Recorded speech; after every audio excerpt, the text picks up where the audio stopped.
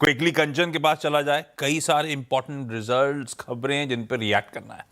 कंचन, good morning, बताएं।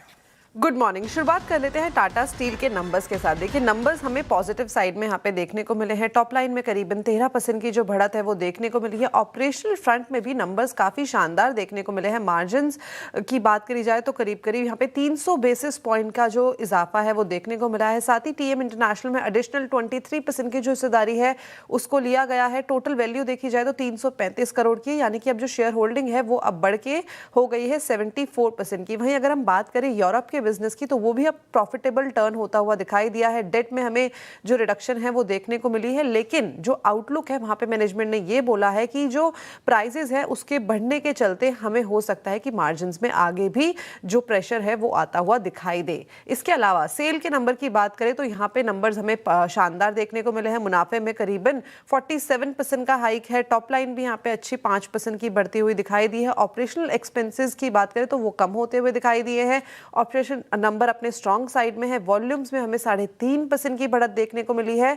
वहीं अगर हम बात करें इबिटा पर टन की, तो ये भी साल दर साल और क्वार्टरली बेसिस दोनों ही फ्रंट में हमें बढ़ता हुआ दिखाई दिया है।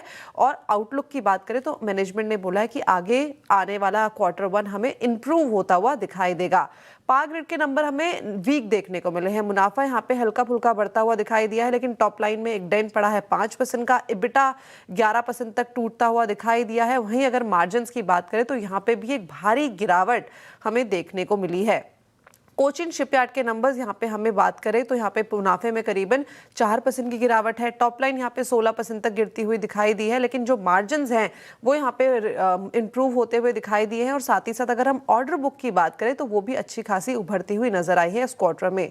वहीं अगर बात करें वोडाफोन आइडिया के नंबर्स की, तो यहाँ पे कंपनी को प्रॉफिट हुआ है करीबन 51 करोड़ का, जो कि पिछले क्वार्टर में अगर हम बात करें तो कंपनी घाटे में थी। रेवेन्यू यहाँ पे फ्लैट रहा है। इबिटा अगर बात करें तो हल्की फुल्की बढ़त यहाँ पे देखने को मिली है। और मार्जिन्स भी इस क्वार्टर में हमें जो इंप्रूव है वो होते हुए दिखाई दिए हैं। वहीं अगर बात करें आरपू की, तो वो भी बढ़ता हुआ दिखाई दिया है क्वार्टरली बेसिस पे।